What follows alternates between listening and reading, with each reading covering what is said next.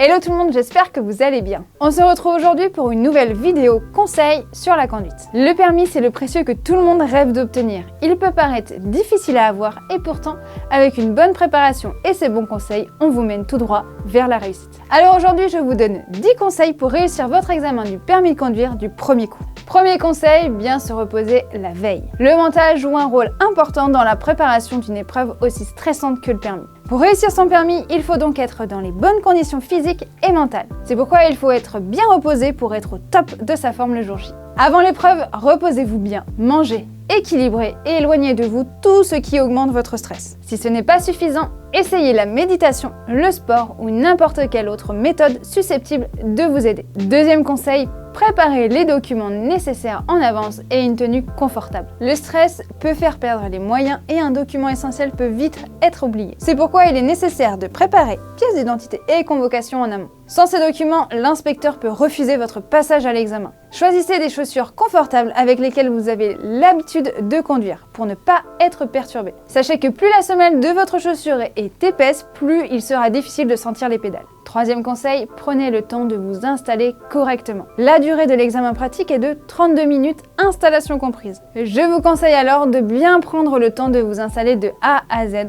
et surtout dans l'ordre pour votre confort de conduite, mais aussi pour la sécurité de tous. N'oubliez pas d'ailleurs de vérifier et de demander si tout le monde est bien attaché. Dans ce cas-ci, vous obtiendrez tous les points sur l'installation. Quatrième conseil, ne vous précipitez pas. Le contraire de l'anticipation, c'est la précipitation. Et cela ne fait pas bon mélange avec la conduite.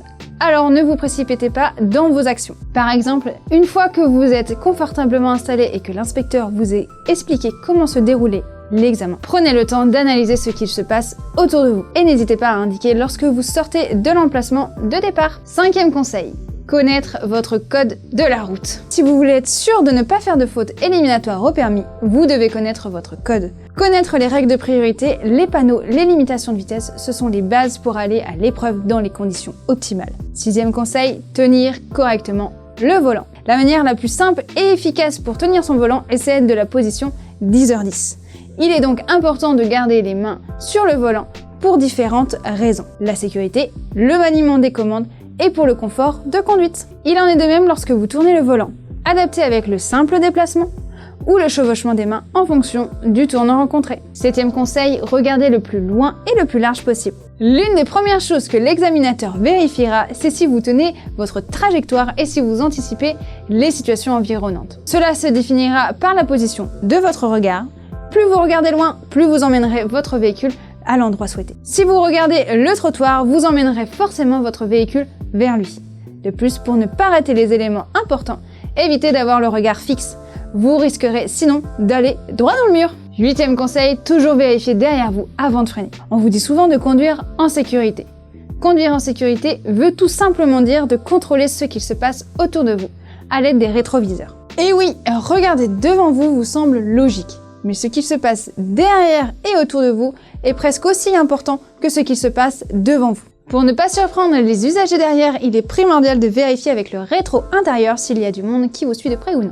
Neuvième conseil, ne paniquez pas si vous n'arrivez pas à réaliser votre manœuvre. La manœuvre peut être une étape redoutée le jour de l'examen. Et pourtant, l'inspecteur ne jugera pas de la manière dont vous allez la réaliser, mais plutôt de la sécurité que vous assurez. En effet, si vous vous reprenez à 15 fois pour effectuer votre créneau, c'est pas grave. À condition d'assurer la sécurité à bord du véhicule, c'est-à-dire si vous vérifiez ce qu'il se passe autour de vous et que vous vous arrêtez s'il y a du monde qui arrive. Dixième et dernier conseil, restez naturel. Cela peut paraître idiot, mais restez naturel. Ne changez pas vos habitudes de conduite le jour de l'examen. Vous vous êtes préparé, alors ne changez pas tout au dernier moment. Imaginez à côté de vous votre enseignant et non l'inspecteur. N'essayez pas de faire de chichi, l'inspecteur s'en rendra vite compte. Par exemple, roulez à l'allure normale, adaptée à la situation. N'allez pas rouler trop lentement ou trop vite car cela peut en devenir dangereux. Et voilà, j'espère que mes conseils vous seront utiles. Si c'est le cas, n'hésitez pas à lâcher un petit pouce bleu en bas de la vidéo. Si vous souhaitez une partie 2 sur les conseils pour réussir son permis, n'hésitez pas à nous les dire en commentaire et à vous abonner pour ne pas la manquer. À très vite sur lepermis.fr.